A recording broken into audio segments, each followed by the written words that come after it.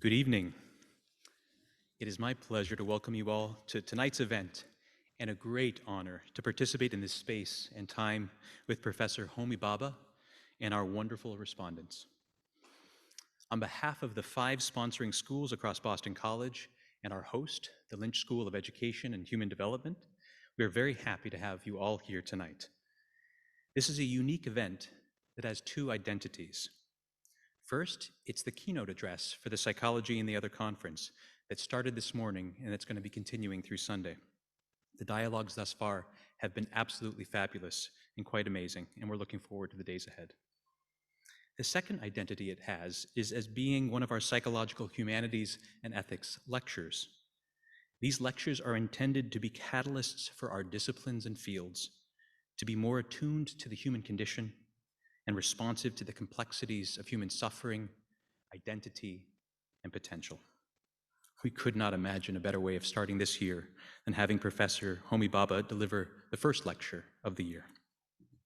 With over 1,600 people signed in, sitting in your living rooms or wherever you are watching, it's quite amazing. It is clear that we're trying to do something. We need this conversation. There is a basic truth that many of us know oh too well. That which we cannot face, that which we cannot mourn, that which we cannot metabolize, and that which we continue to neglect and abject becomes monstrous, screams, contorts.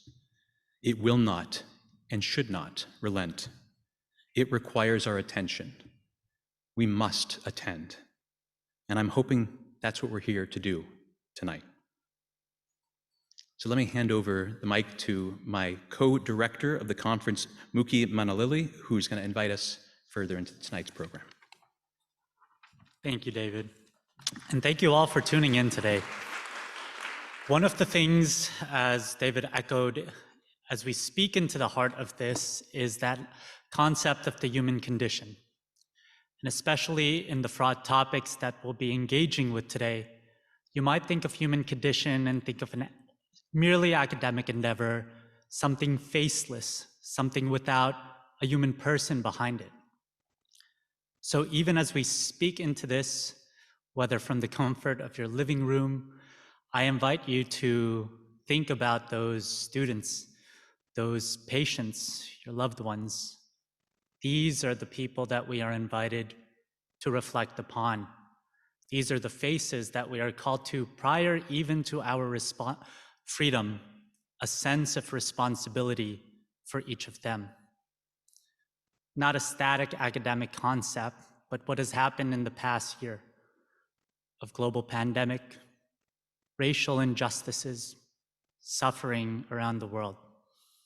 These are the faces that we invite you to conjure up today in our conversation.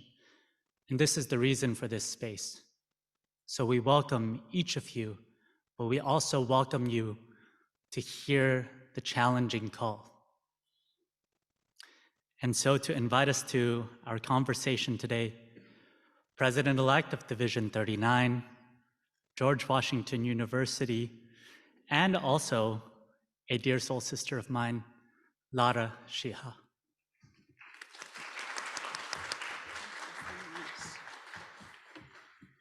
مرحبا أنا اسمي لارا الشيحة أهلا وسهلا بالجميع. Hi everybody, my name is Lara Shihai or Shiha, and I'd like to welcome you all. Thank you everybody for joining us, and especially my esteemed colleagues. I would like to start off with a land acknowledgement that we are on the unceded territory of the Massachusetts people, and it feels especially important today with the topic that Homi Bhabha will be bringing to us. Before I introduce our esteemed speaker tonight, I just want to say that I'm having a little bit of a surreal full circle moment here. I find myself going back to coming to the United States as a Lebanese Arab immigrant, as a 21-year-old, having just turned 21, very young graduate student, coming in with a fantasy of what psychology and psychoanalysis would offer me, the foremost of which was taking up texts like that by Homi Bhabha. Perhaps I don't need to tell you all how that turned out. So to have tonight come back, I just want to give a thank you to Mookie and David for making my dreams come true and showing us what psychology and psychoanalysis really can be at this moment. So I'd like to introduce our speaker for tonight. Homi K. Bhabha is the Anne F. Rothenberg Professor of the Humanities in the English and Comparative Literature departments at Harvard University.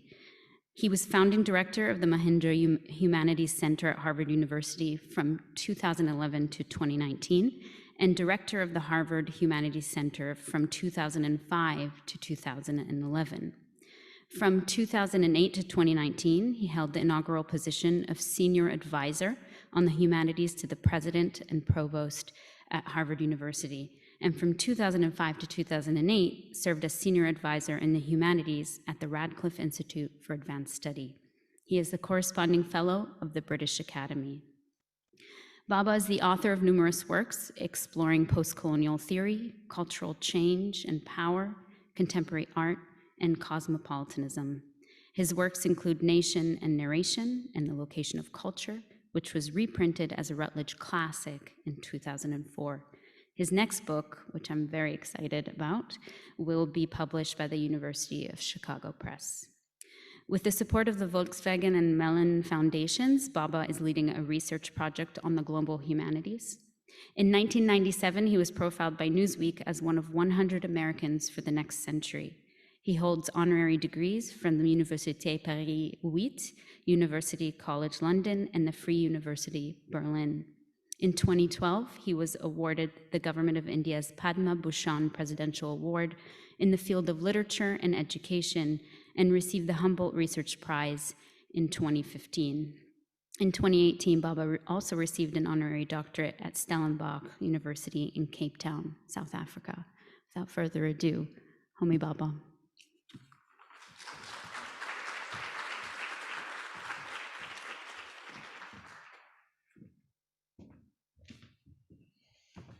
Yeah, where I come from, we tend to hug. And so, you too? It's a great pleasure to be here. It's a great honor. Over the years, I have seen the remarkable programs of the Psychology and the Other conference. I have seen them with admiration. In my close connections with David, as I have been talking and working towards this event, I now understand the importance of a conference that addresses a number of disciplinary psychological issues or departments and turns them on their head. This is a great coming together of psychoanalysts, psychologists, phenomenologists, ethicists, I'm sure some poets and writers too, and I'm absolutely delighted to be here amongst you, all of you who are here, there, and everywhere. So it's my great pleasure, and thank you so much, Alara, for introducing me very generously. I look forward to conversations with my discussants who have been disadvantaged, actively disadvantaged by me by giving them a text very late in the day and saying, I expect only the best from you, which is talk about your own work. Anyway, thank you so much. Let me start. Good evening. Every present day is determined by the images that are synchronic with it. Each now is the now of a particular recognizability. In it, truth is charged to the bursting point with time. Walter Benjamin. The decolonizing movements of our times, be it Black Lives Matter, or Rhodes Must Fall, or the Arab Spring, have all sought Frantz Fanon's witness. The Fanon that is restored to our political consciousness today is not the anti-colonial revolutionary of the mid-20th century, struggling against the injustices of empire while resisting the unrelenting winter of the Cold War.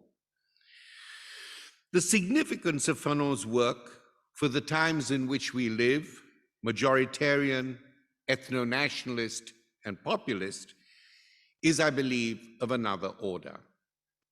Today, Fanon is the visual poet of public death and dislocation that stalks the Black man and minorities, the Black woman and the Black child, and minority families, refugees on the highway, arrests them as they turn a corner and fixes them with a deadly gaze. Look, a Negro, Fanon writes. The circle was drawing a bit tighter. I am being dissected under white eyes, the only real eyes here. I am fixed, having adjusted their microtones. They objectively cut away slices of my reality. I am laid bare.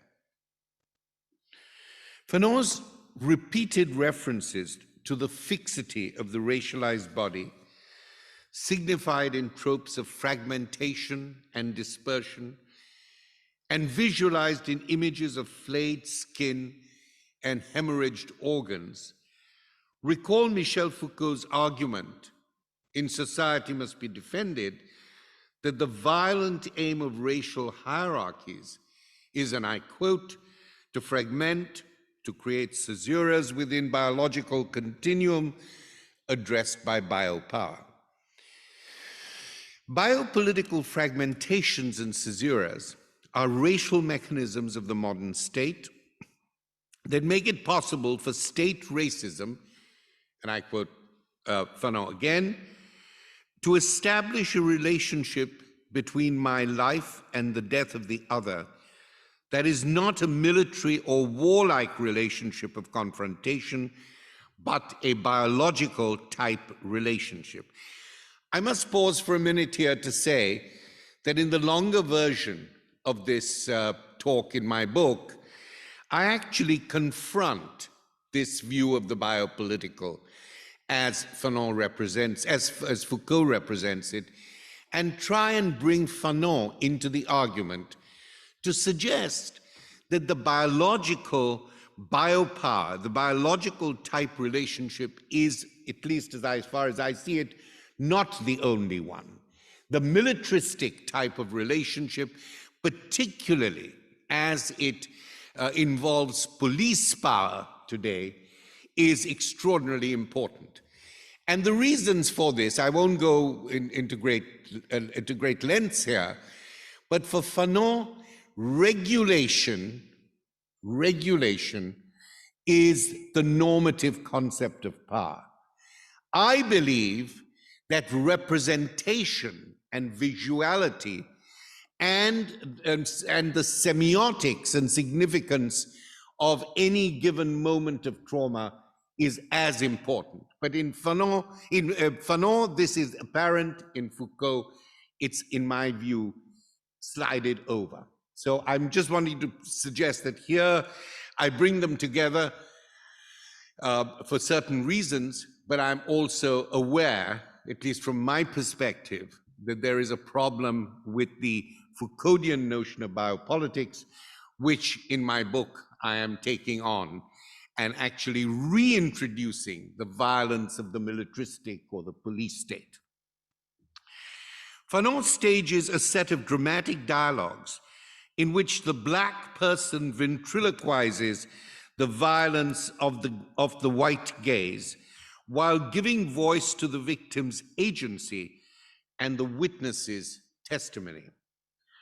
Fanon's purpose carries the tone of Baldwin's resilience when Baldwin says, "My whole effort is to try to bear witness to something which will have to be there when the storm is over to help us get through the next storm."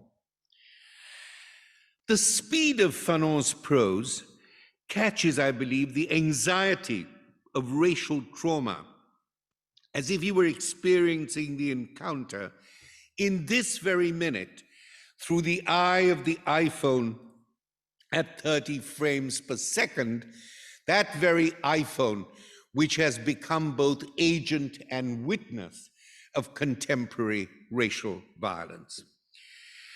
And in that anxious temporality, there lurks an invisible, impending risk, not only to the ends of Black life, but a risk to the very means of Black living. And very often, the notion of Black or minoritarian death, the loss of life, is seen as important. But the loss of everyday living is equally as important. And the pandemic has made that very clear. This chapter in the book brings both the pandemic together with the Black Lives Matter protests. In this reading, I have left the pandemic in a way out of it for the purposes of the time. To be fixed in such racial circumstances is not to be still or stationary. It is not to be a sitting target of power. Fixity, in the Fanonian psychic sense, is, I believe, to be tethered like a moving target to the contingent threat of impending racist risk that suddenly repeats, not everywhere, but anywhere, not every time, but at any time at all. And when we talk about racial violence or racial threat, we don't talk enough of the temporality of risk. Risk is extraordinarily important, aid to power, but risk is also an extraordinarily important affective, psychic, and political instrument.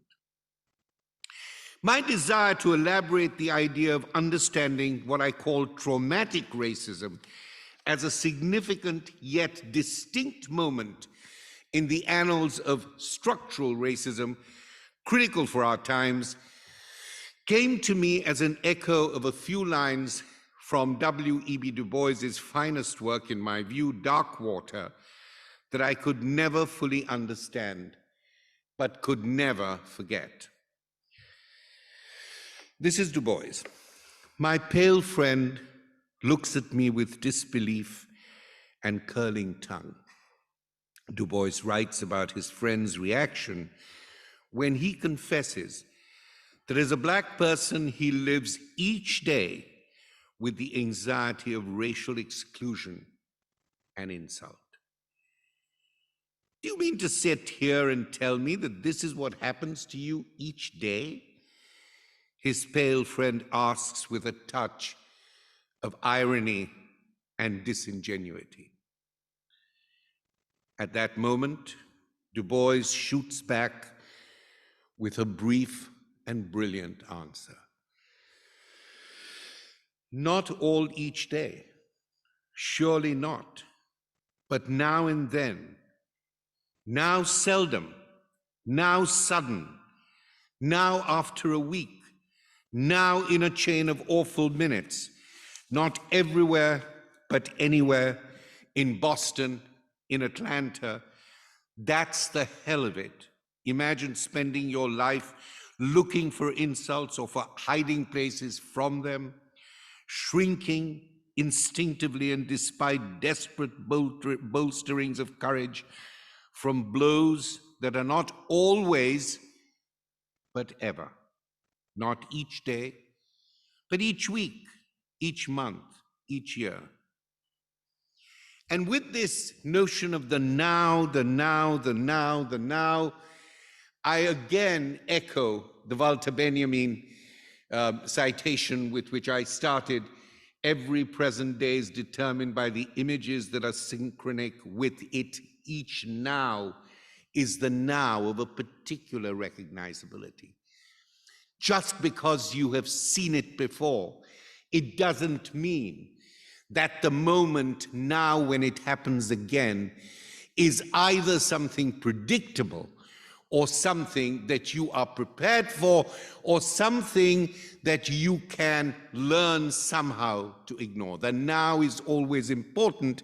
If we don't think of it, then, as Du Bois says, we begin to lose the importance of the sudden shock, the fact that the racist moment, even in a society where we know it is institutionally racist, the racist moment, or what I call traumatic racism, can shock you, displace you, and even kill you, even though you know it exists structurally.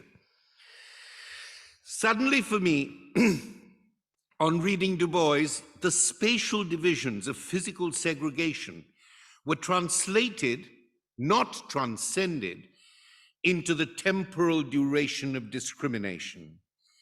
Time as the trauma of racial indignity and bodily injury in a chain of awful moments, not everywhere but anywhere, has become the motif of my recent work. The reason for this is not hard to discern. Du Bois wrote his essay in 1920, and a century later, in 2020, a similar temporality of the suddenness of traumatic racism occurred in a few awful minutes, between 8.46 and 9 minutes in Minneapolis on May the 25th, 2020. And the world rose to protest the murder of George Floyd, and it felt as if the history of 100 years had shrunk to a mere matter of minutes.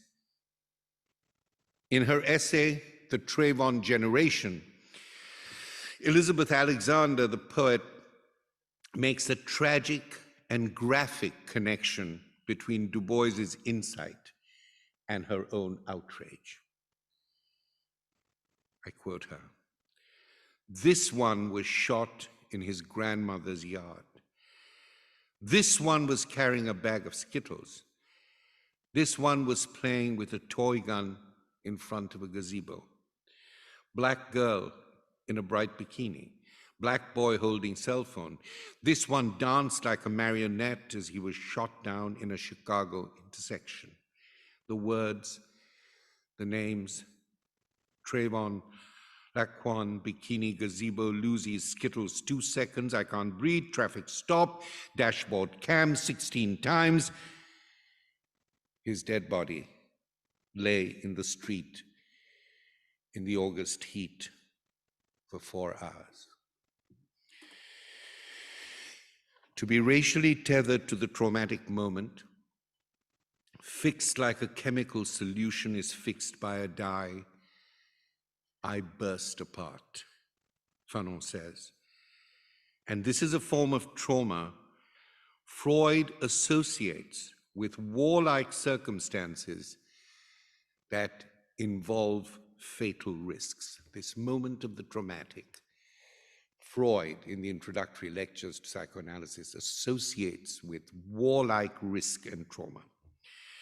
The fixation to the moment of the traumatic accident lies at their root, Freud writes in the introductory lectures. The affective coloring, Freud's phrase, of a traumatic experience is excessively powerful, he explains. The temporal economy of the traumatic neurosis is, according to Freud, an experience within a short period of time that presents the mind with an increase of stimulus too powerful to be dealt with or worked out in the normal way, and this must result in permanent disturbances of the manner in which the energy operates. It is as though those who have suffered traumatic racism, in my case, in the case of my lecture, he of course thinks about it in terms of patients, had not finished with the traumatic situation, as though they were still faced with it as an immediate task which had not been dealt with and we must take this task very seriously.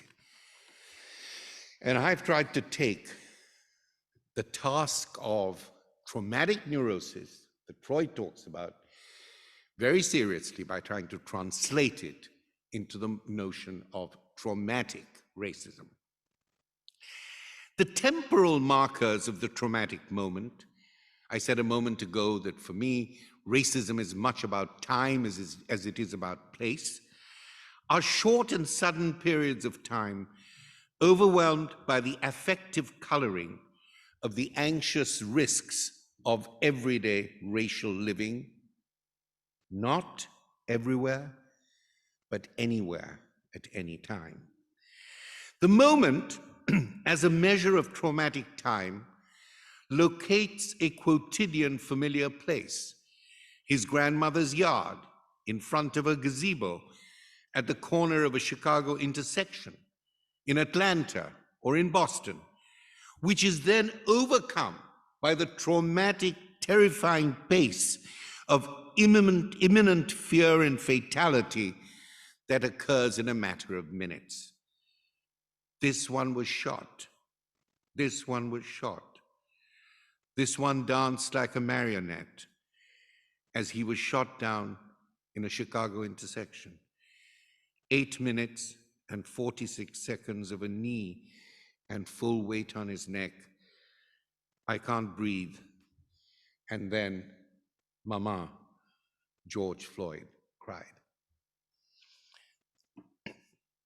This one, that one, the other one, these individual deaths slowly mount up in time to the indubitable statistical figures associated with what we recognize as systemic racism.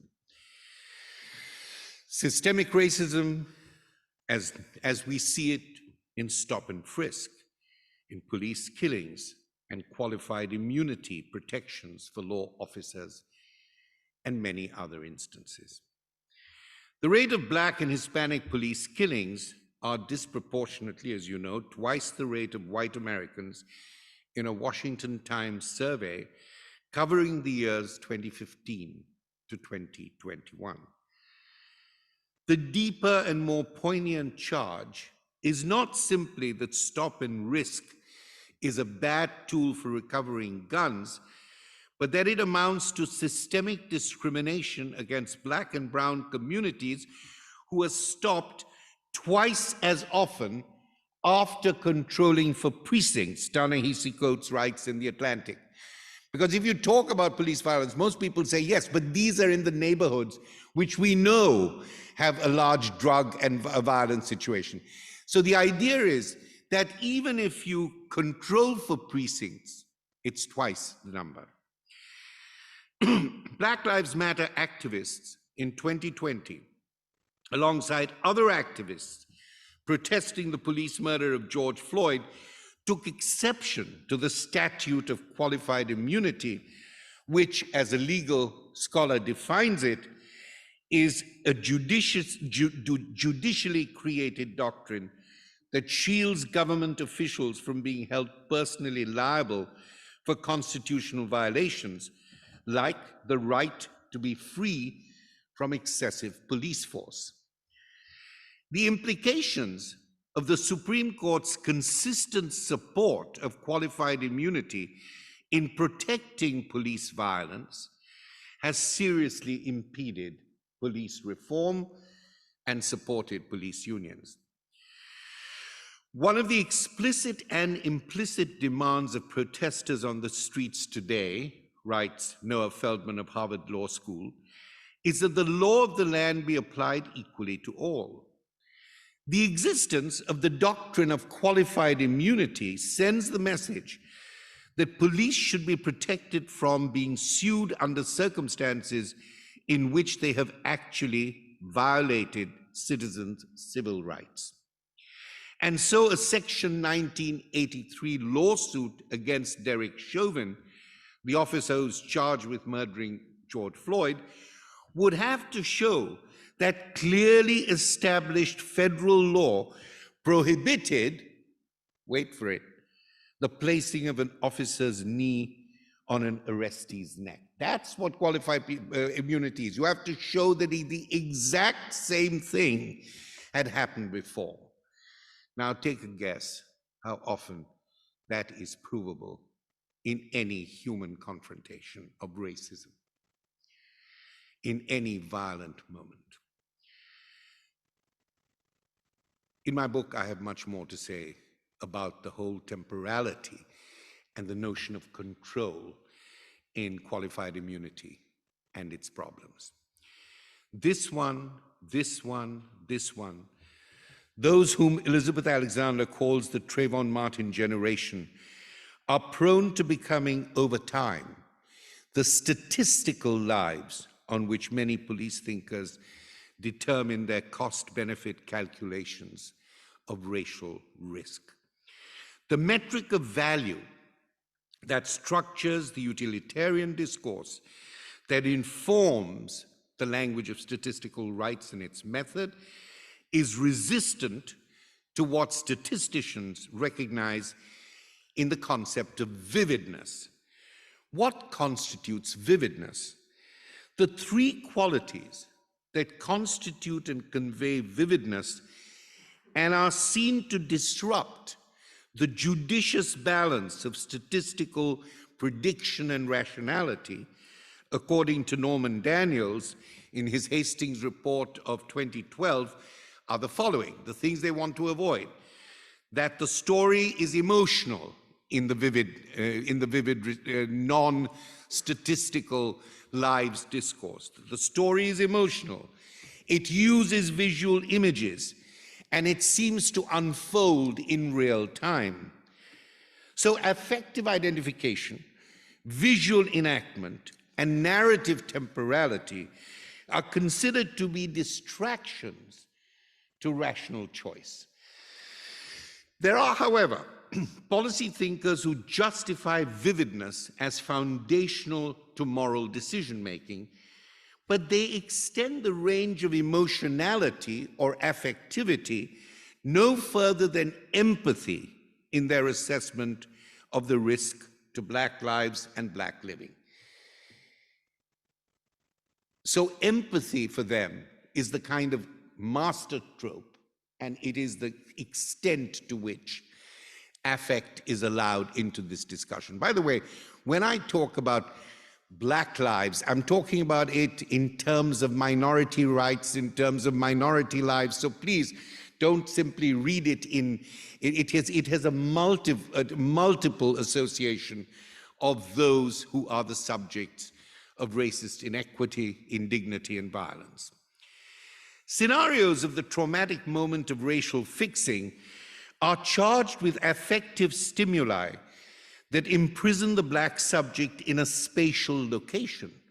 This street, this train, this city, this playground, this sidewalk. While the real-time experience of traumatic racism puts its finger on the erratic pulse of ethical denigration and political dislocation that races through time in awful minutes.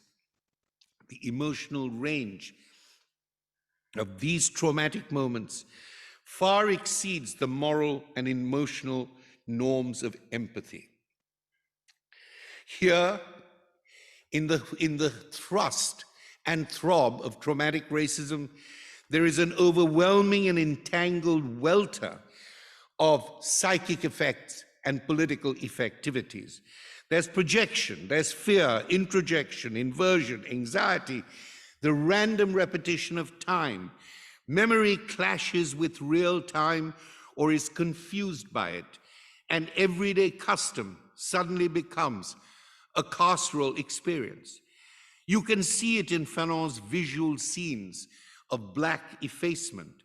There are also performances of the victim, Fanon himself, ventriloquizing the patronizing humiliation of the white racists' savage civility. Let me quote. This is Fanon.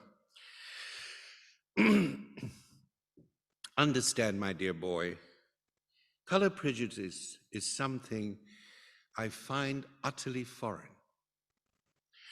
But of course, come in, sir, come in. There is no color prejudice amongst us. Quite, the Negro is a man like ourselves. It is not because he's black that he's less intelligent than we are. Fanon comments, I already knew that there were legends, stories, history, and above all, historicity, which I had learned from Karl Jaspers, then assailed at various points. The corporeal schema crumbled, its place taken by a racial epidermal schema. I was battered down by tom-toms, cannibalism, intellectual deficiency, fetishism, racial defects, slave ships. In a similar way, the Trayvon Martin generation is caught up in a Fanonian violence of vividness that extends beyond empathy. Here, stories of Black death accompany the very birth of a generation of Black youth. Their voices and visions are primed by stories that, as Alexander writes, are the ground soil of their rage. Traumatic experiences whose affective coloring is so excessive, to use Freud's figure of speech, and is everywhere to be seen and heard in Alexander's elegy for forlorn Black youth. I call the young people, she writes, who grew up in the past 25 years, the Trayvon generation.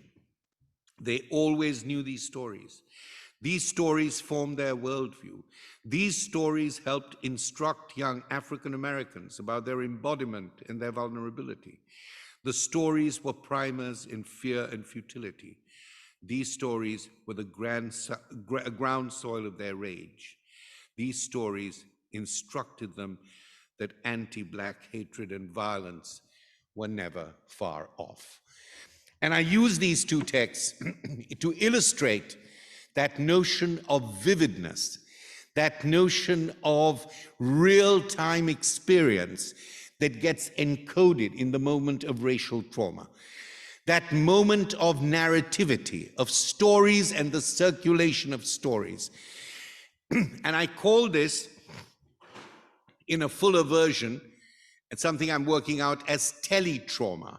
It's not simply individual trauma or collective, I call it teletrauma, but this is a concept I'm still working through.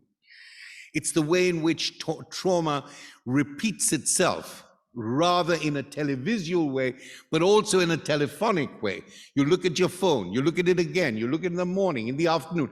There is this adhesive repetition of traumatic activity, even if you are not yourself the subject of the trauma. This is why I said earlier that there is something of the prose of Fanon's work which suggests to me as if he's looking through the iPhone.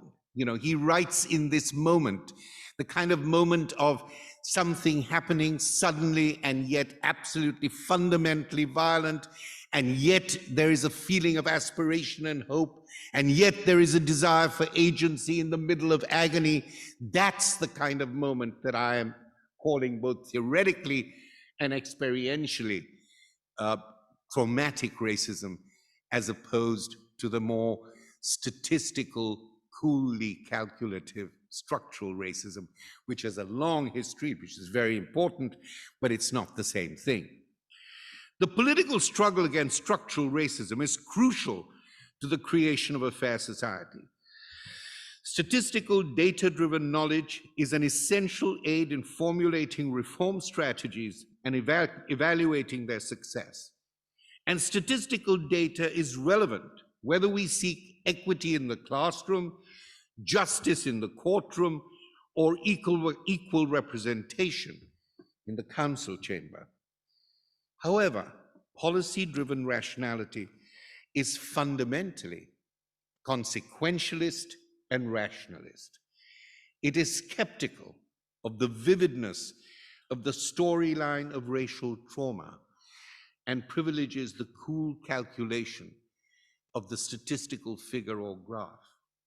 It is unconvinced of the efficacy of affective anomalies in emotional responses too vivid to be negotiated reasonably, and it is dubious of the validity of choices and judgments made in the pressure of real time or the heat of the moment. For these very reasons, the long arc of structural racism must be supplemented and interrogated by the vicissitudes of vividness at once affective and narrative as it shapes the imminent moment of what I'm calling traumatic racism. Traumatic racism finds its most telling representational expression in the vivid urgency of the arts, in image, language, and movement, those very forms of life and language that depend on the vividness of embodied meanings and their phenomenological performance.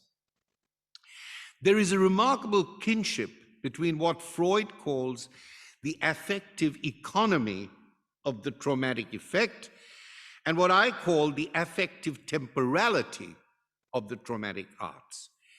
Like psychic trauma, poetic vividness provides an experience whose affective coloring, to use Freud's phrase again, is excessively powerful. And the power of the coloring of affect is less discernible in content of the trauma than it is visible or legible as repetitive translational significations. Traumatic coloring bleeds through time.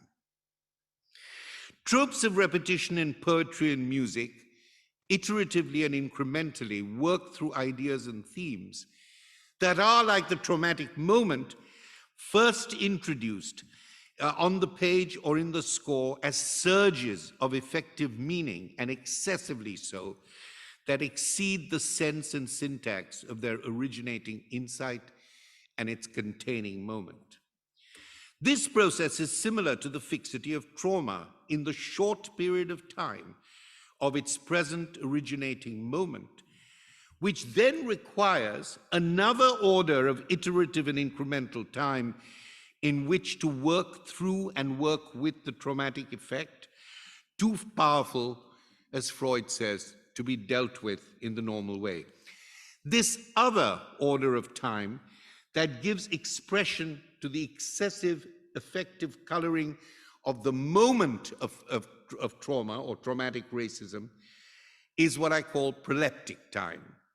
It is a form of time that represents something in the future as already done or existing in the present.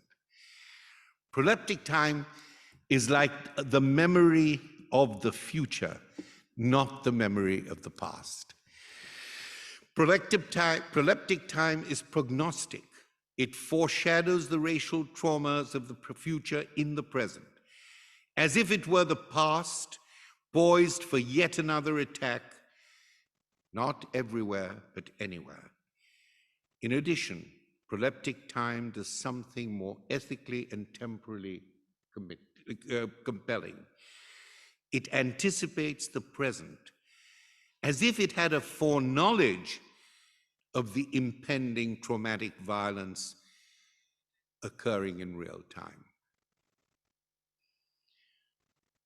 When the fixity of racial trauma transplants the subject into an iterative and interminable presence, as if the future and the past are unfolding in the real time of the present, then you arrive at Claudia Rankine's lyric, "Stop and Frisk." Claudia Rankine. Then flashes a siren, a stretched out roar, and you are not the guy, and still you fit the description, because there is only one guy who is always the guy fitting the description. Each time it begins in the same way, it doesn't begin the same way. Each time it begins, it's the same. Flashes, a siren, the stretched out roar, because there is only one guy who is always the guy, fitting the description. Listen carefully, my friends, for the siren's stretched out roar, whose affective coloring, Freud would say, is excessively powerful, that fixes the trauma of stop and frisk in an imminent moment. Get on the ground now, while what I've called the proleptic coloring of affect relentlessly pulls the future back into the present. Each time it begins in the same way. It doesn't begin the same way. Each time it begins, it's the same. Flashes, a siren, the stretched out roar.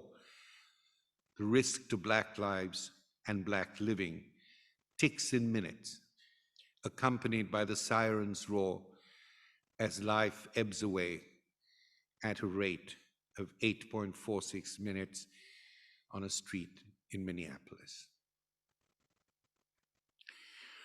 Racial profiling is just what it says it is. A profile of a racial body, a political silhouette in black and white, an outline of another emptied of her or his ontology. Racial profiling is not about a person or a citizen brought justly before the law, where legal procedure protects human dignity and security. Stop and frisk in disproportionate cases is about a black body picked out like a shadow in the headlights of a police car, terrified by the stretched out roar of the siren, the body set against the horizon, fixed like a cut out figure, and you are not the guy, and still you are the guy who fits the description. Our current politics tells you that you should fall victim to such an assault and lose your body, Ta-Nehisi Coates writes, and it is somehow your fault. Trayvon Martin's hoodie got him killed. Jordan Davis's loud music did the same. Profiling goes beyond prejudice or discrimination, in my view. The outline of the black body or the minority figure caught in the headlights of the police car or the law and order system is a dismemberment of the black person, limb by limb, in reality or symbolically, which is a more extreme form of psychic torture than dehumanization conveys. Fanon describes the traumatic moment of racial profiling as an unmerciful imprisonment. What else could it be for me but to turn myself into an object? What else could it be but an amputation, an excision, a hemorrhage that splattered my whole body with black blood? Claudia Rankine's Stop and Frisk, I've argued, turns the black body into a traumatized, dismembered object, a silhouette of a stick figure who fits the description but is not guilty of the crime.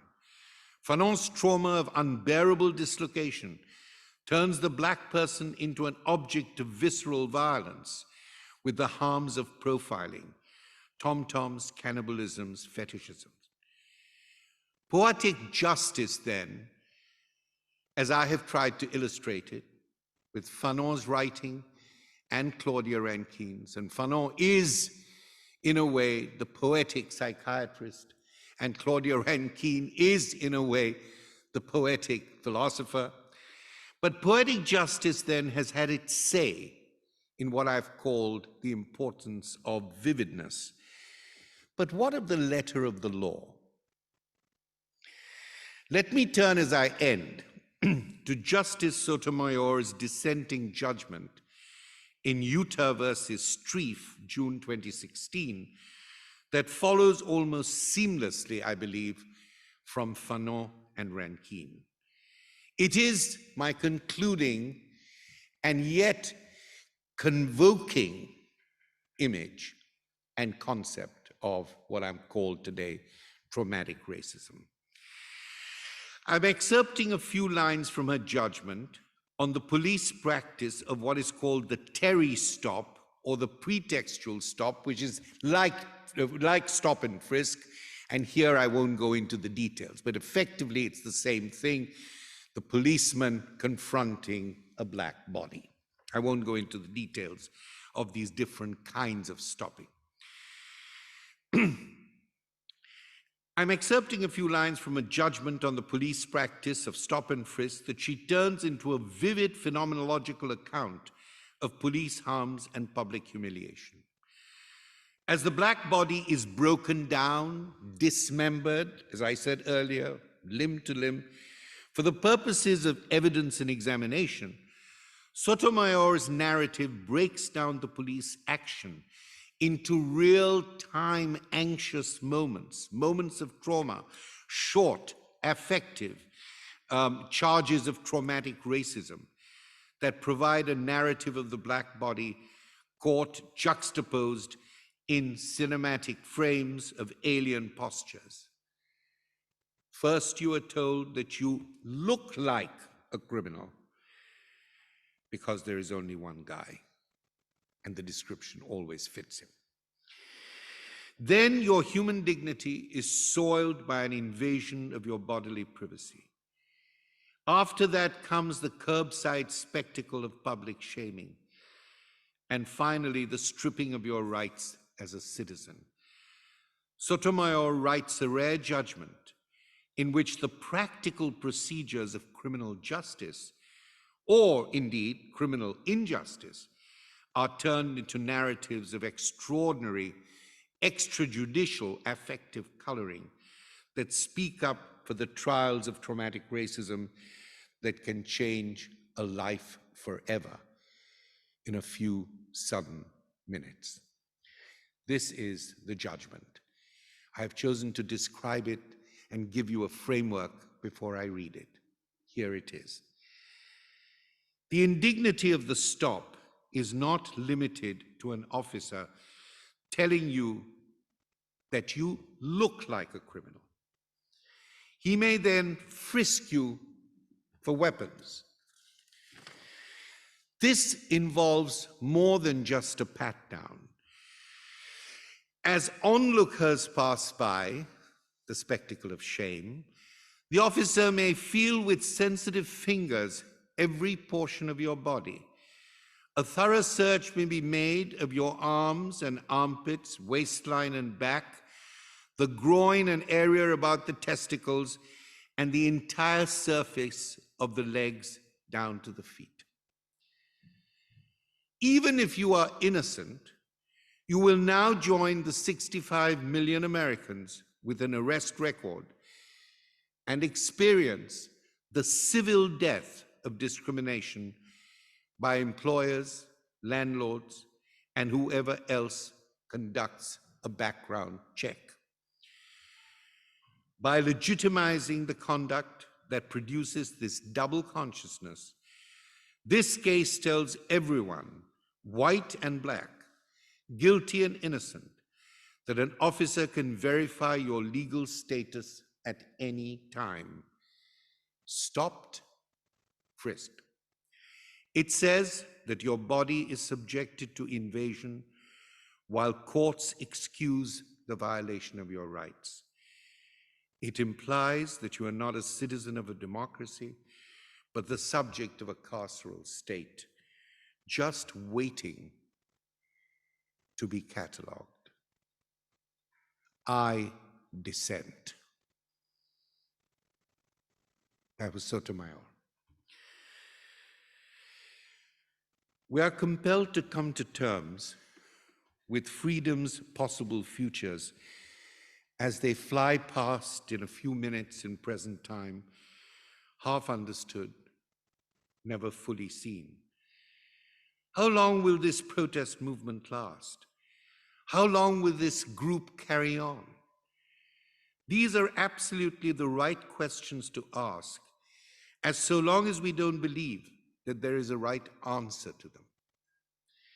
In asking these questions, we prepare ourselves for a political temporality of speech and action, which I have called traumatic racism, for which we may as yet be unprepared, but which enables us to act beyond the long-lasting policies of evolutionary reform, healthcare reform, police reform, criminal justice reform, that are all too often afflicted with short memories and broken promises. The intimation of the future's present is often a sudden and untimely moment.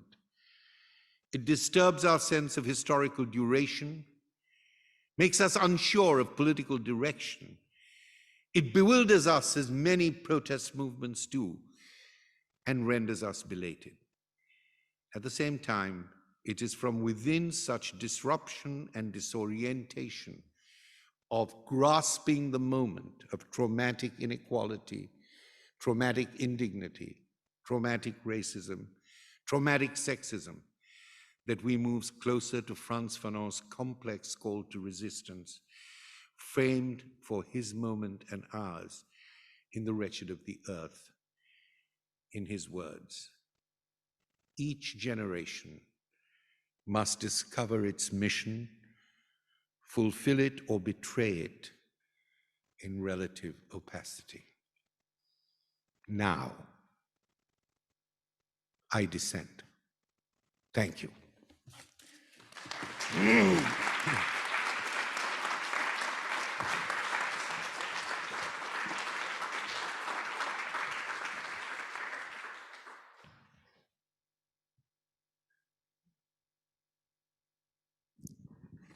Can you hear me?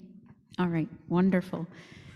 Thank you so much. I mean, it was beautiful reading it, sitting in a parking lot in the car, but this was even more powerful, and I think we all felt it. I feel the affect in the room as well. So, having given my phone to David, I don't have a clock, so give me a 2-minute warning because I anticipate this conversation is going to be quite wonderful between us.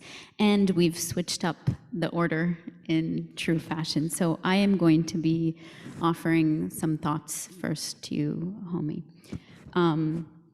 So I've jotted down my thoughts. They're a little bit disaggregated, but I trust that you can handle it. So the first thought I had is this traumatic moment that you sort of illustrate for us, and it's sort of a traumatic history, traumatic racism, but really you encapsulate it in the traumatic moment. And I found myself wondering about how this traumatic moment, as both extended and fixed, is not accidental, but because of the particular logics that are built into racism, right? And here, indigenous scholars like Maria Yellowhorse Braveheart or Joseph Gahn, who's at Harvard with you, have talked about sort of indigenous racial trauma as very different than what the trauma industry would have us think as a fixed in time, point in time trauma. My own work is on innocence, and particularly psychoanalytic innocence, but I found myself thinking that that moment is extended and fixed because of innocence, because of disavowal, what Gloria Wecker might call white innocence, right? A fixedness of that trauma, because there's no release valve of acknowledgement about the trauma as it has happened, but rather a constant move to innocence away from that acknowledgement. So it remains fixed in many ways. That disavowal also sometimes comes to us as an insistence on ghosts and hauntings, what you also call back to us and say, actually, no, this is not just of the past. This is sort of catapulting us into the future, which does away with this idea of ghosts and hauntings. And the hypervisibility you suggest, even in a silhouette, right? So the threat of what it's about, that silhouette conjures for me as I think about these things, is that threat will materialize, right? In a silhouette, it's always what will potentially materialize. Fanon's racial epidermal schematic. And the only betrayal is the anxiety felt by the white gaze, that this is not a material, it exists in silhouette form. but comes to materialize through that anxiety that is felt, but then has an innocent valve of release, making it fixed constantly. So that's the first thought that I had. The second thought was your idea of proleptic time. And I was wondering if we could think about proleptic time as a symptom also, with the intent to refuse atomization, refuse dismemberment, right? As Nadir Shalhoub Kavarkan talks about, literally dismembering, that there's a will to sort of dismemberment, to make sure we cannot do, right? Don't dare to, for example, seize power from the state that owns the violent methods that you are talking about, the militarization of violence, that themselves collapse time. And this is sort of proleptic time of sort of being able to see into the future becomes that symptom that tells us, hold up a moment, this always exists in perpetuity. It's not just in the past, it's in the future as well.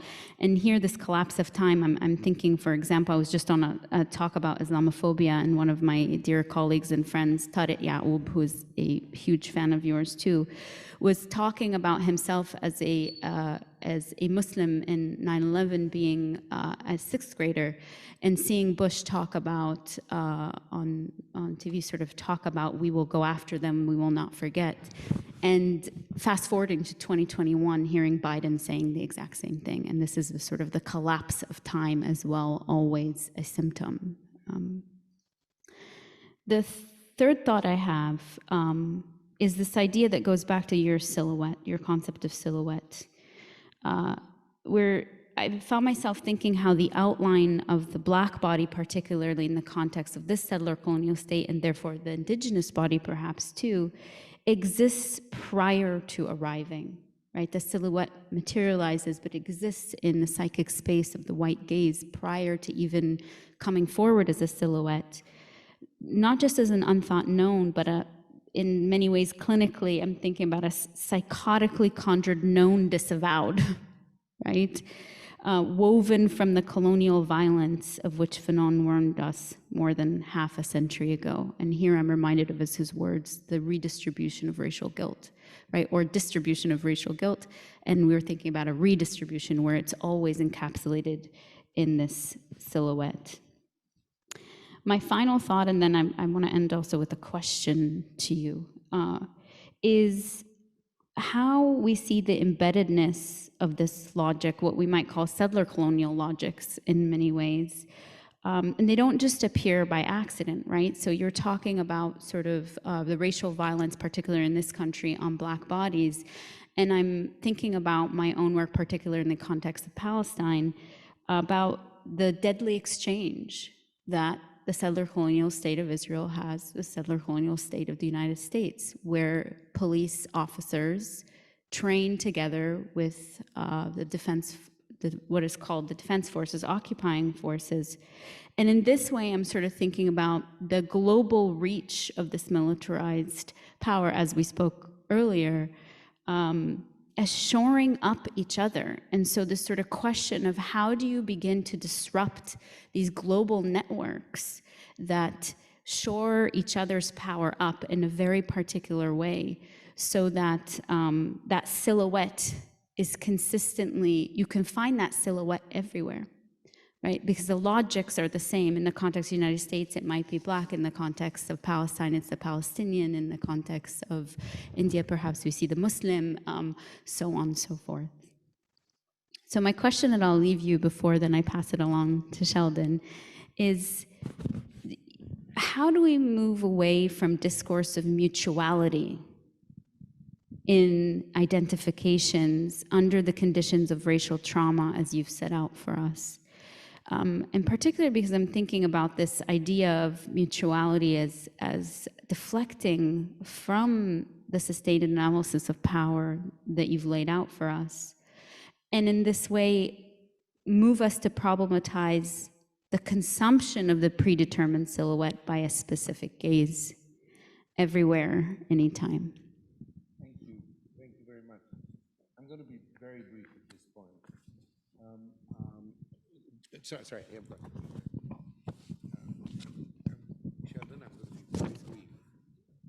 It's on? Yeah. So I'm going to be very brief. And first to say that my emphasis on traumatic racism is to try and understand a structured situation which might have to do with the arbitrariness of a place. It might have to do with the structural implications of the police force. It might have to do with the notion of risk. So I'm trying to suggest that these moments bring together different temporalities, different anxieties, different possibilities. It's not as if they don't exist within a structure.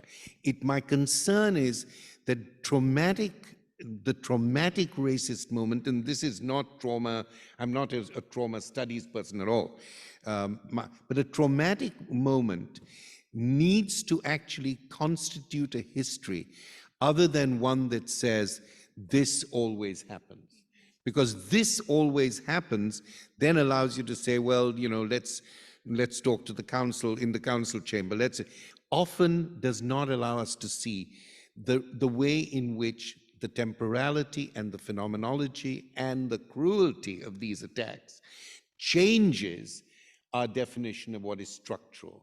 You know, I think when we say structural, it always becomes this longer history. I've said quite clearly, we need the structural analysis, but we also need now something else. And that something else became clearer and clearer to me through the pandemic period.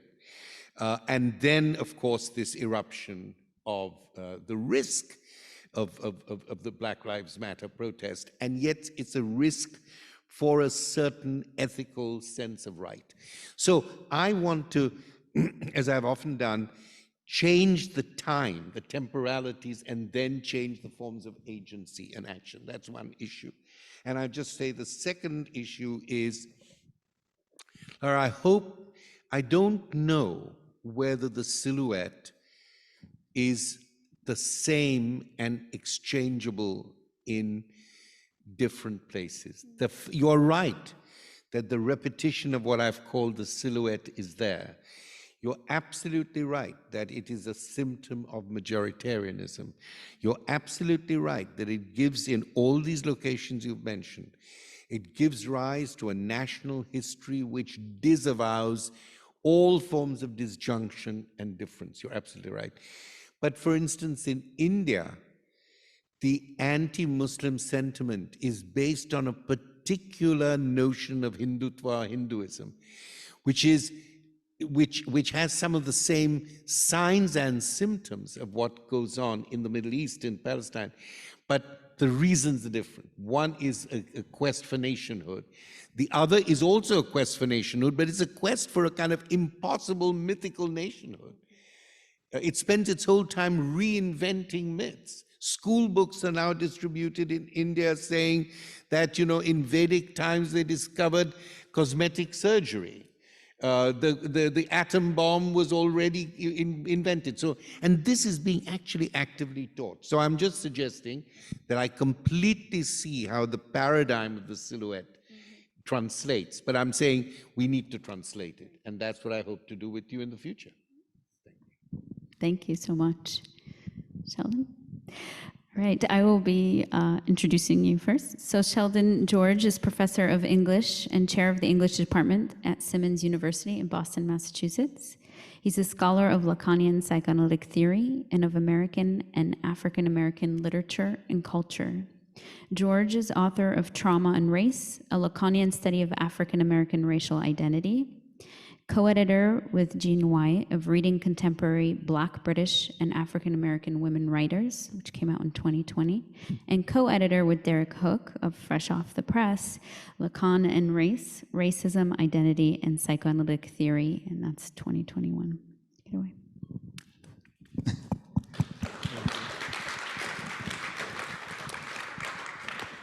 Thank you very much, Laura.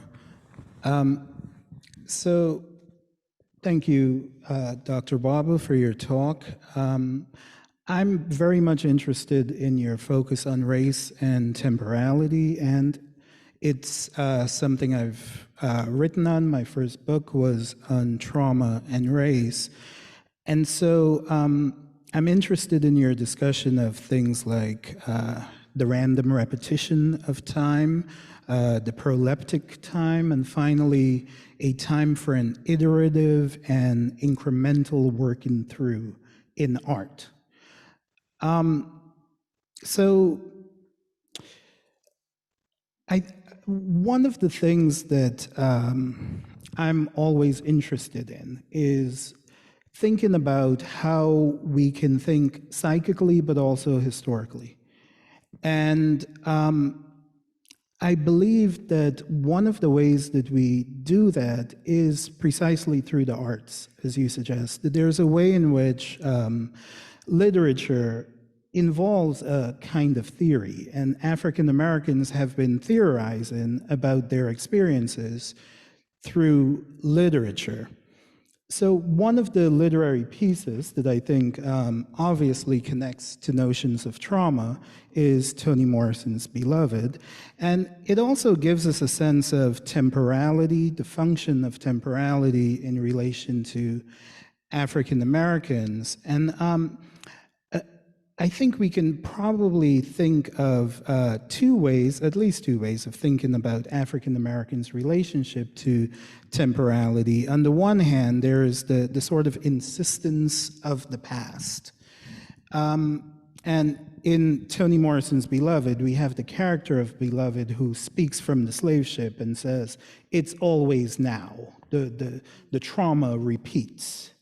Now, of course, psychoanalysis is the perfect vessel to deal with these issues. Jacques Lacan has argued that psychoanalysis is precisely about trauma and their repetitions. But part of what I'm interested in is thinking about how do we understand the formative function of trauma in the constitution of identity.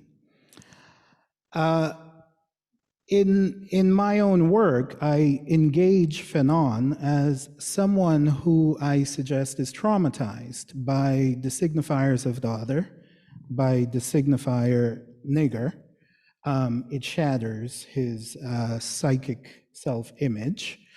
But there's an interesting moment where Fanon says, from the other side of whiteness, the Black world was calling to me. Black art was to be my savior. So there is in Fanon, and I think in trauma, a shattering of the psyche, which then gets reassembled by identity. And for Fanon, racial identity becomes a means of remaking the self in this moment. And I think this is also true of many African Americans. I would suggest that part of what African American identity does is it sort of protects us from a confrontation with the traumatic collapsing of our illusions of not lacking. But there's also a way, I think, in which African American culture has sort of invented a new relationship to repetition. Scholars like James Sneed have argued that trauma isn't necessarily what defines the repetition that is yet still central to African American culture. So he talks about music, he talks about the repetition of the drums, and the sense is that their repetition is artistic, it's expressive. So there is this dilemma, I think, in which the very thing that traumatizes you, being race, right, becomes the source of your identity. So it is both liberating and imprisoning. So I say all of this to think of different relationships to temporality that African Americans' experiences suggest. But I also wanted to engage your discussion of the police. And I wonder how we can think of our current moment in relation to this televised violence that you've discussed. You know, I think for a moment in time, a lot of us felt that having the police recorded on camera would be somehow liberating. It would be a means of returning the gaze so that one sees what the police is doing and it cannot be denied. And I've been thinking about this actually in relation to your earlier work and your discussion of things like mimicry, where there's a sort of slippage that's caused by resemblance. That slippage, as you describe it, is dependent upon the sense that there is no essence, there is no true self behind the subject or behind the double. And so the double can emulate the subject, if you will. But I wonder if there isn't something that's happening now that sort of depends upon a notion of an essence.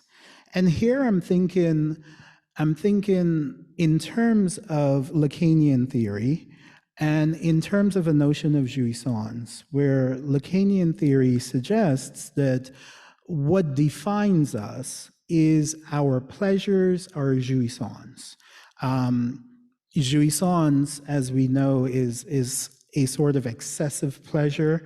It's the thing we always come back to. It's the malady that the patient always come back to. And I think it's also the racism that our culture comes back to. So if we think of the police as a sort of double, I wonder if it's possible to imagine the police as the double of the law, as the double of the nation. And what is so appalling about the violence that we see committed by the police isn't that it lacks any sort of moral justification, but really that it reveals something about our jouissance. It reveals something about how this double enjoys in a way that is at the core of our American identity. That is that. So there's actually a narrative that I'm thinking of as I'm imagining. As I'm thinking of this question, there's a story by Charles Johnson that talks about a character named Moses, who's a slave man, a slaveholder, and he captures a slave called Mingo, and Mingo ends up killing his fiancée. And instead of punishing Mingo, Moses says, well, you know, in the end, you're doing something that deep down I really wanted to do. I really didn't want her. And so there's a way in which the double sort of taps into our jouissance, taps into this sort of core thing, this core mode of enjoyment that we have. And I wonder if part of what is revealed in the violence of someone like Chauvin isn't just the temporality of an enjoyment that goes on for over 9 minutes, but also the sense that it says something about how we enjoy as a nation. It says something about how racial violence is built into the unspoken core of our identity.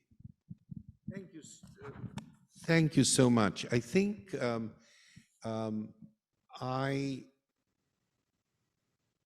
would suggest a couple of things. One, that the notion of jouissance, which has no object, which otherwise, it would come to an end in a way.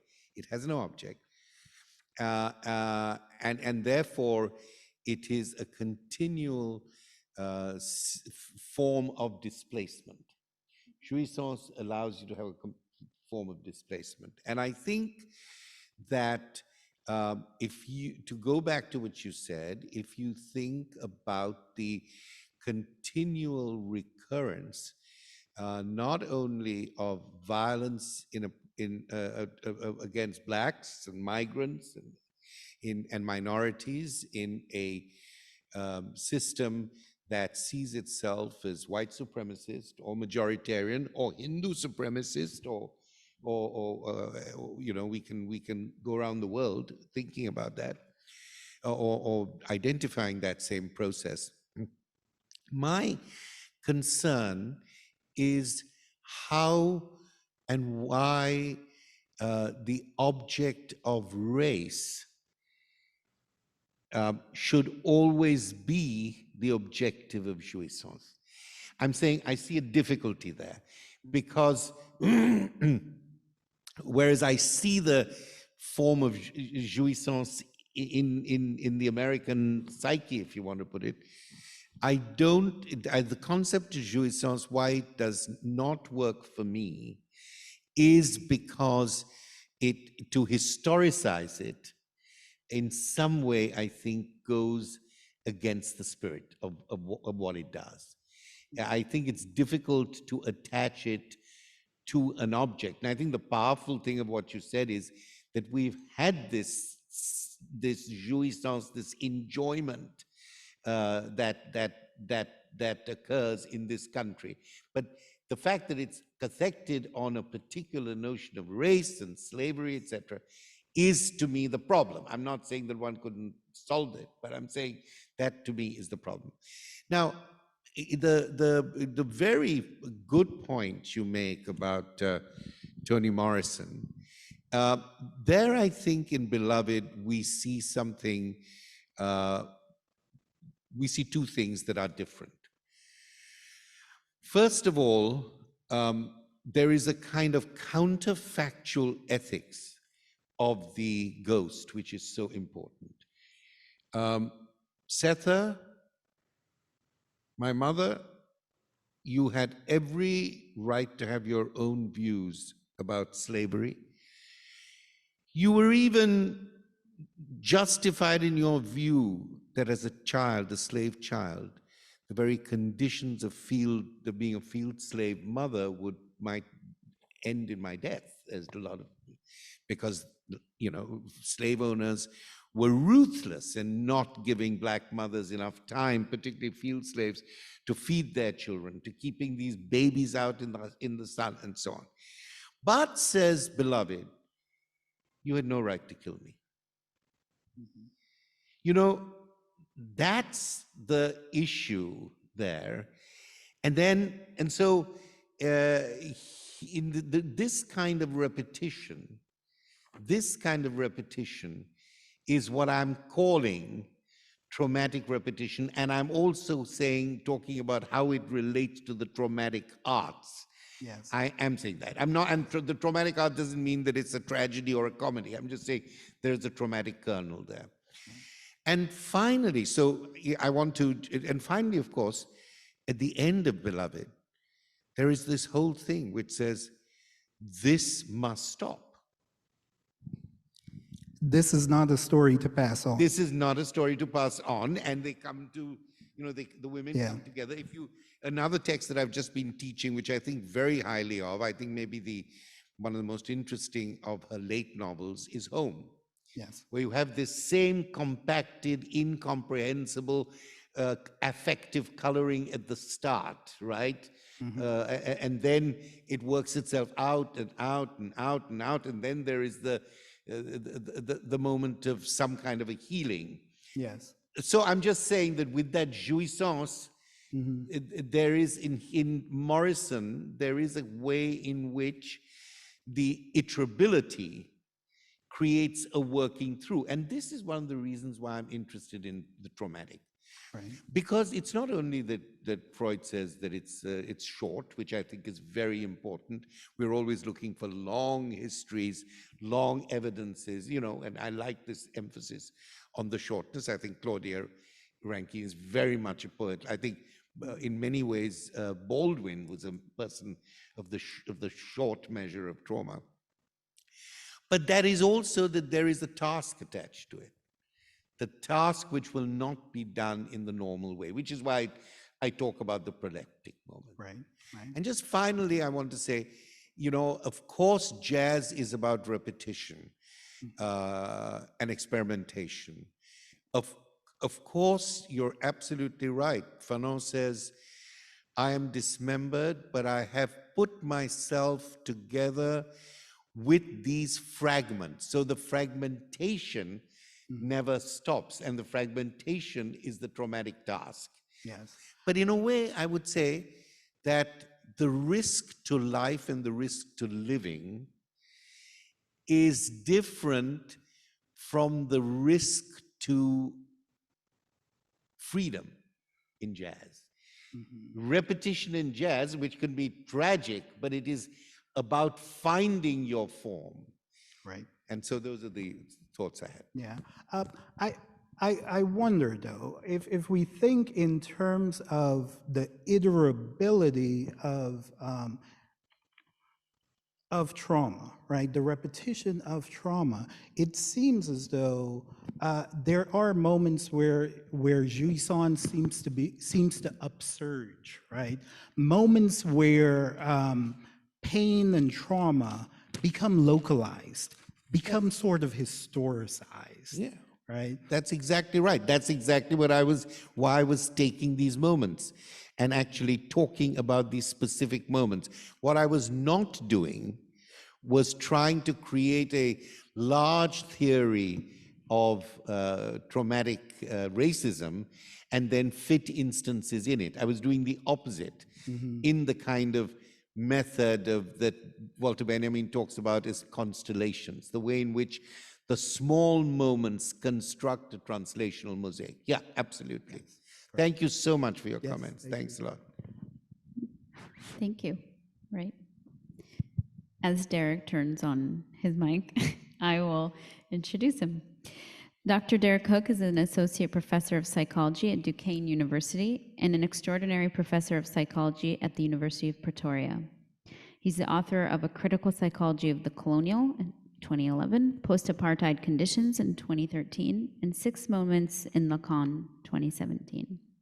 In addition to acting as a co-editor with Caleb Neal on the Palgrave Lacan series, he's also the editor of Lie on Your Wounds, the collected prison correspondence of Robert Mangaliso Sobukwe, and co-editor with Sheldon of the forthcoming, actually here, right, Lacan and Race. His co-edited volumes of the Reading Lacan's Écrits series have provided an invaluable resource for colleagues engaging with the daunting psychoanalytic writings of Jacques Lacan.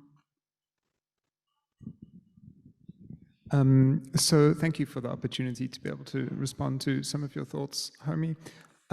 What I'll do, I think people are getting a little tired and the evening's coming to an end, so I'm going to offer maybe 5 or 6 somewhat scattered thoughts, but I think hopefully they'll also have a kind of reiterative and summative quality, let's hope.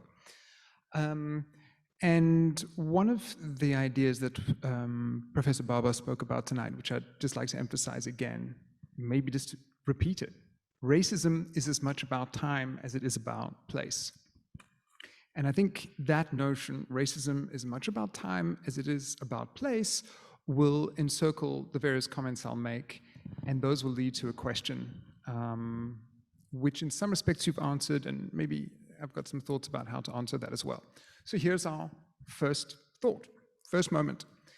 In some of Professor Bhabha's more recent work, he has focused on the small individual moment. And in doing that, there's an interesting blend, both of Fanon and Walter Benjamin, And the phrase that you've used, that you've drawn on, is this idea that this small individual moment, the time at hand, might in fact be the crystal of the total event. And a couple of things that you've said tonight seem to reiterate this idea of the small moment, the now of a particularity or a particular recognizability for one, the idea of truth charged with time, both of these ideas stemming in some respect from Benjamin. And just now, the idea also of the untimely moment. So here I think there's a certain respect for and a certain working with almost the microtemporality of the small moment. So I want to keep that in place. The second idea, I suppose, if you could think of another unifying theme of much of what you've said, I think we could start to think about what is the time signature of political trauma and racist trauma. And that time signature gets one thinking about a whole series of notions, some of which alluded to by Sheldon, in fact, but from psychoanalysis and beyond. I started thinking of petrification, a concept that Fanon uses, not necessarily particularly psychoanalytic. I thought about staccato time. I thought about the future anterior, repetition, iterability, punctuation, fixation, the preemptive moment. All of these ideas give us a blend of different ways of thinking the time signatures of various political traumas, political moments. But the one that you gravitate to more than any other, at least within psychoanalytic theory, is Freud's assertion that, and here's the quote, the temporal markers of the traumatic moment are short and sudden periods of time, overwhelmed by affective coloring. So again, that reiteration of the short moment. But of course, in those moments, we confront a kind of contradiction, because in such times, we have a juxtaposition of temporalities. There's a short period of time, admittedly, but it's overloaded by something that cannot be contained and that remains thus unfinished. So it appears to be a short moment, but of course, it's overloaded. It's a juxtaposition both of fixity and of the indeterminate, that which may repeat. So that juxtaposed temporality, disrupted temporality, is the second point, which then takes me to a third. And the language, the description of dismemberment, which of course comes so prominently through Fanon and in the bodily experiences of traumatic dismemberment, bodies in pieces, so on and so forth, underlies this idea of traumatic time, in as much as what we're thinking about is not just dismembered bodies, but also the effects of those physical moments of trauma in disordering time, in fragmenting time, in insisting and enforcing time to become necessarily discontinuous. So for me, one of the crucial moments in your argument and in the paper is, and I've written it down, so I'll quote it to you, suddenly for me, the spatial divisions of physical segregation were translated into the temporal duration of discrimination. And for me, the paper turns at that point, because what it starts to do is it forces us to think again, the point that I started with, racism is as much about time as it is about place.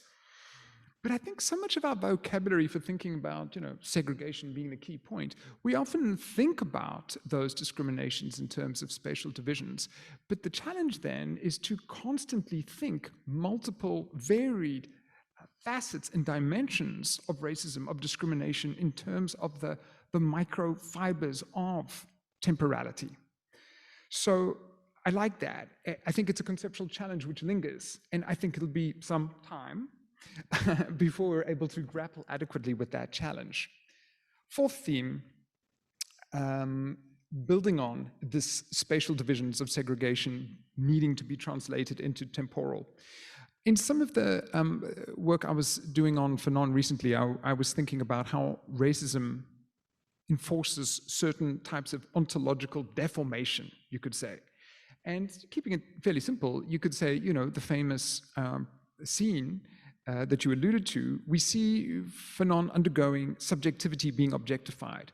But it's not just that shattering experience. He also talks about, around the same time, about a whiteness that burns. So not only do we have subjectivity objectified, made thing-like, we also have the materiality of the racist world imbued with the metaphysics of racism. In other words, how we have a world that murmurs, whiteness burns, a traumatic layering of the spectral dimension of white racism. And that deformation at an ontological level, again, takes me back to your point about how time is also, not just in the mode of trauma, but how time would be subject to certain distortions, concatenations, fragmentations, because of this history and ongoing presence of racist and discriminatory traumas. So on to the last idea then. And this last idea is also the one that takes us to a question. And in fact, it was the question I was listening for carefully in what you were speaking about tonight. And I suppose for me then, the question would be, there is in various interesting ways, almost as if there's movements in the paper, perhaps itself a kind of staccato reformation of the argument, an allusion to how we might think not just temporality and trauma together, but temporality, trauma, and the ethical. And I was listening and sending, like, say more about the ethical.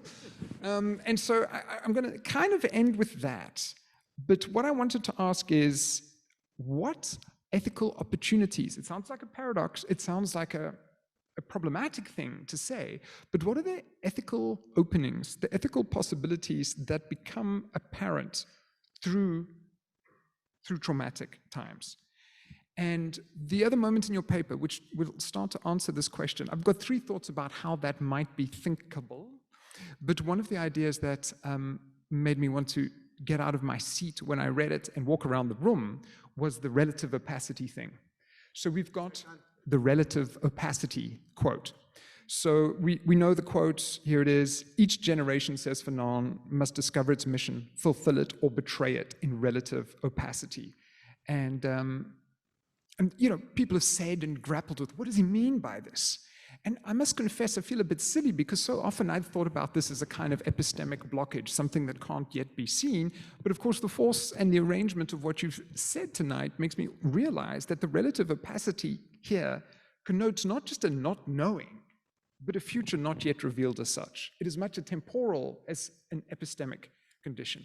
So I think that question of relative opacity, which also, of course, means one cannot quite yet see what the future might be, is a crucial one. And I'll end just by saying that the untimely moment, which takes us right back to the moment, the short duration, the untimely moment seems itself to be loaded with a certain ethical possibility, inasmuch as it necessarily brings with it a type of newness. And I liked very much the idea of proleptic time. And I was trying to shelve all my Lacanian stuff, but the one moment where I thought there would be a nice point of friction was, of course, I suppose, maybe it's easy to anticipate, but the future anterior. That future anterior tense of what I will have become, it seems to have a certain pleasing tension or friction with the notion of the proleptic. And I know I said I'd stop, so this is finally it. This does not necessarily relate to what you were talking about at all, but just, I was thinking about David's comments actually about sufferings and difficulties, and so many people having an awful time through the COVID. And the one maybe slightly overly obvious time signature and famous quote that often came to mind was the Gramsci thing. The crisis consists precisely in the fact that the old is dying and a new cannot yet be born. In this interregnum, a great variety of morbid symptoms appear. That sounds quite separate from what you were talking about, but it still seems to me to have an interesting resonance with some of the time signatures and the prospect of some ethical possibility emerging from all of that. Thanks. Thank you very much. I have, sorry. It was a bit difficult to catch everything you said. But let me just say that I do think that what you did in and around what my lecture was a kind of summation. You did bring various things together, for which I thank you, and I think the audience here and elsewhere will also thank you for that.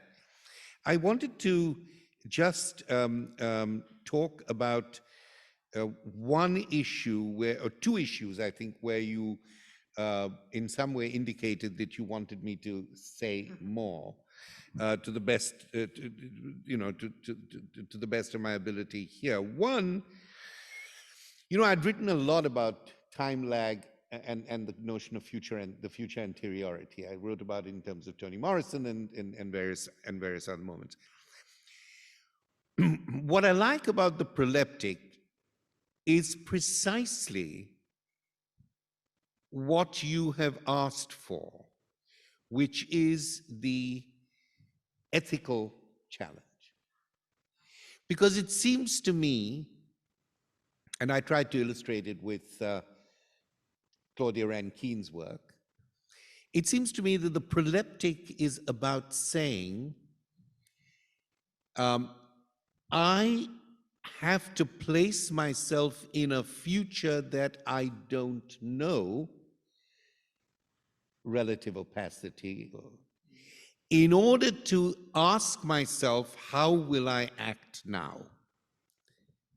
So it's a kind of disembodiment of the self. It's a kind of displacement of one's own position to think,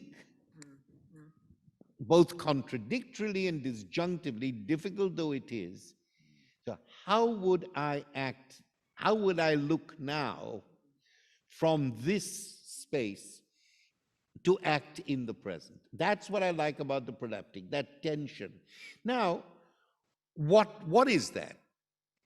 You don't know the future.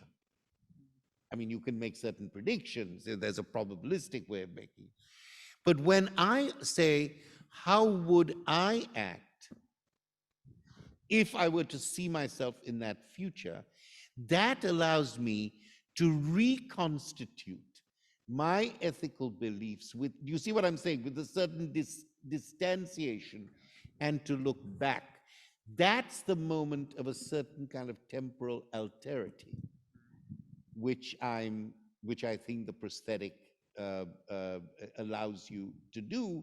And there is a kind of ethical commitment or an ethical task to use Freud's work. Of course, you're absolutely right. And I hope I didn't suggest that the short moment was contained in itself, because the short moment is the moment where the task of the proleptic, the task of a certain translation, and the task of a certain repetition takes place. So yes, there is a kind of attenuation rather than extension of the moment of trauma. And that focusing on the moment of trauma is not that it does not allow you to think about agency in the future or what do I do.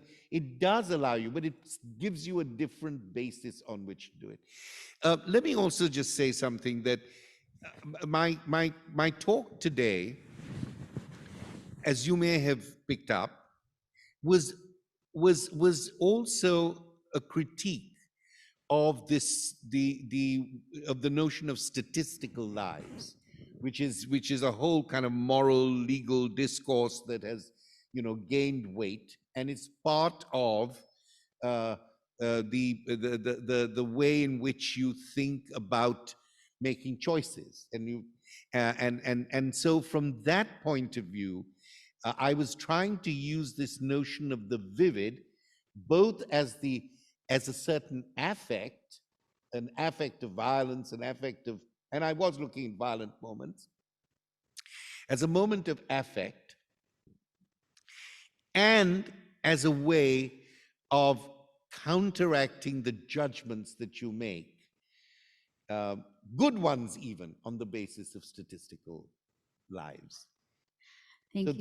that's what I was trying to do. And I want to thank you all for helping me in this very new project. Part of it is in my book, part of it I'm still writing, but I thank you for your help and for your generosity and hospitality. Thank you. Thank you very much. Thank you so much. Thank you, everybody.